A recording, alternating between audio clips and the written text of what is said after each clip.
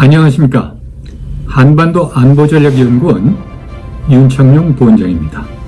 오늘은 최근 남북 간 통신 연락선 복원에 숨겨진 위험에 대해서 말씀드리도록 하겠습니다. 문재인 정부는 6.25 전쟁 정전협정 체결 기념일인 7월 27일 남북이 금요일 오전 10시부터 그동안 단절되었던 남북 간 통신 연락선을 복원하기로 하였다 하고 긴급 브리핑을 통해 발표하였습니다. 박수현 청와대 국민소통수석은 이를 발표하면서 문 대통령과 김 위원장은 지난 4월부터 여러 차례에 걸쳐 친서를 교환하였으며 통신연락선 복원을 비롯해 남북관계 회복 문제에 대해서 소통했다고 설명을 하고, 특히 두 정상이 하루속히 남북 간 상호 신뢰를 회복하고 관계를 다시 진전시켜 나가자는 데 대해서도 뜻을 같이 하였다고 전하면서 이번 남북 간 통신연락선 복원은 앞으로 남북관계 개선과 발전에 긍정적으로 작용하게 될 것으로 기대한다고 말했습니다.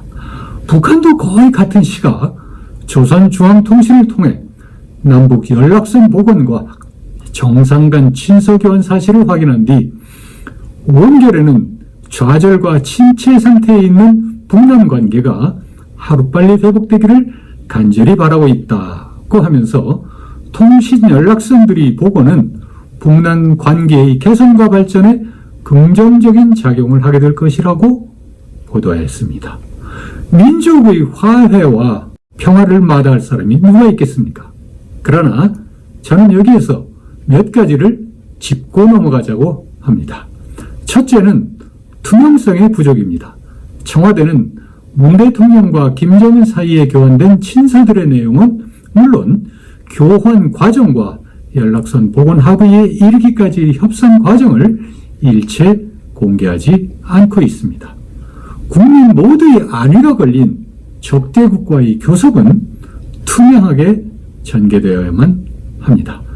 둘째는 통신선 복원 발표의 날짜 및 시기 선택의 잘못입니다. 김정은은 7월 24일에서부터 27일까지 처음으로 전군 지휘관 강습회라는 열고 인민군의 전투력과 대비태세 강화를 촉구하였습니다. 그리고 7월 27일 소위 전승절 정전협정일을 맞이하여 영시를 기해 조국 해방전쟁 참전 13회의 군 지휘부를 대동하고 참배하고 낮에는 노병대회에 참석하여 전쟁의 당위성을 부각시키고 희생자들을 추모하였습니다. 북한의 6.25 남침에 한국을 도운 엄청난 희생을 치른 미국의 바이든 대통령도 특별 포고문을 내고 함께 싸운 한미 간 역사적 우정이 자랑스럽다고 발표하였습니다.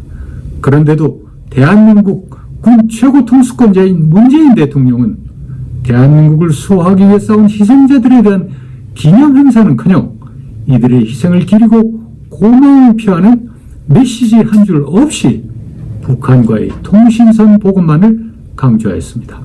북한이 주장하듯 삶은 소대가리라는 욕을 먹어도 할 말이 없게 되었습니다.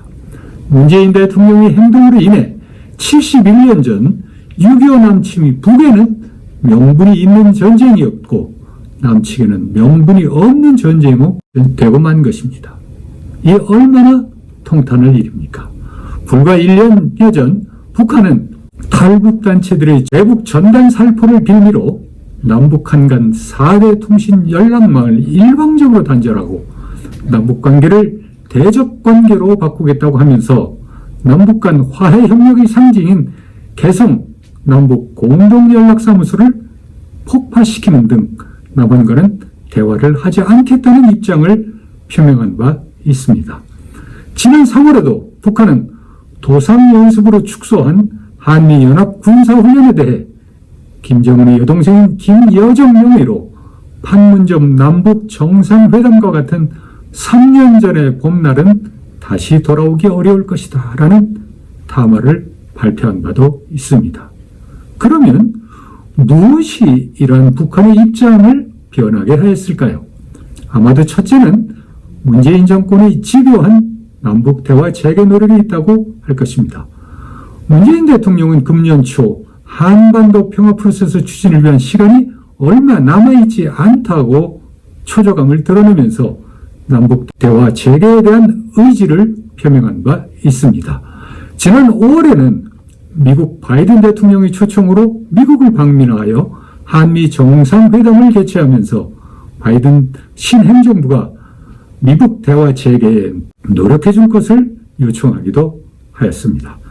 김정은이 문 대통령의 통신선 복원, 더 나아가 대화 복원을 수용하기까지는 분명히 어떠한 반대급부가 있었을 것입니다. 아마도 백신 협력과 대규모 경제적 지원, 국제사회의 대북 제재 해제 또는 완화, 그리고 한반도 종전선언 등 한반도 평화체제 구축 가속화 등의 약속이 있었을 수 있다고 봅니다. 둘째는 김정은의 필요성입니다. 김정은은 국제사회의 제재와 코로나 유입 차단을 위한 국경 봉쇄 등으로 인한 극심한 경제난 극복을 위해 외부로부터의 지원이 절실한 실정입니다. 집권 10년 차를 맞아 인민대중 제일주의 정치를 내세우고 있지만 자력 갱생만으로는 주민들의 생활고를 해결하는 데 한계가 있을 수밖에 없습니다. 또 하나는 남한에서의 내년 3월 대선을 앞두고 북한의 비우호적인 보수 세력의 집권을 차단해야 될 필요성이 있습니다. 이 부분에서는 아마도 문재인 정권과 김정은의 이해가 일치하는 부분이라고 할 수 있습니다. 아마도 문재인 정권은 지금은 부인하고 있지만 금년 말 남북 화상 정상회담과 내년 2월 베이징 동계올림픽 계기 남북 정상회담 추진 등을 통해 한반도 평화 분위기를 조성하여 유권자들을 유혹할 것으로 예상됩니다. 집권당에 의한 대대적인 신북풍 공작이 시작되었다고 볼 수 있습니다. 북한의 김여정은 8월 1일 통신선 복원과 관련한 담화를 발표, 지금과 같은 중요한 반전의 시기에 진행되는 군사연습은 북남 관계의 앞길을 더욱 흐리게 할 수 있다면서 남조선 측이 8월에 또다시 적대적인 전쟁 연습을 벌려놓는가 아니면 큰 용단을 내리겠는가에 대해 예의 주시할 것이라고 했습니다. 그리고 지금 남조선 안팎에서는 나름대로 그 의미를 확대하여 해석하고 있으며 북남 스노회담 문제까지 열어나하고 있던데 나는 때이른 경솔한 판단이라고 생각한다고 말하면서 남북 통신연락선 복원은 단절됐던 것을 물리적으로 다시 연결시켜 놓은 것뿐 그 이상의 의미를 달지 말아야 한다고 말했습니다. 북한이 통신선 복원을 통해 한미 연합 군사훈련 중단을 얻어내고 이어 추진될 대화 재개와 정상회담 추진에 매우 높은 가격을 매겨 크게 한바탕 챙겨보겠다는 신보를 드러낸 것이라고 볼 수 있습니다. 우리 정부가 북한과의 대화에 얽매여 대한민국의 안보를 희생하고 국민들에게 경제적 부담을 끼칠까 심히 염려가 됩니다. 경청해 주셔서 감사합니다.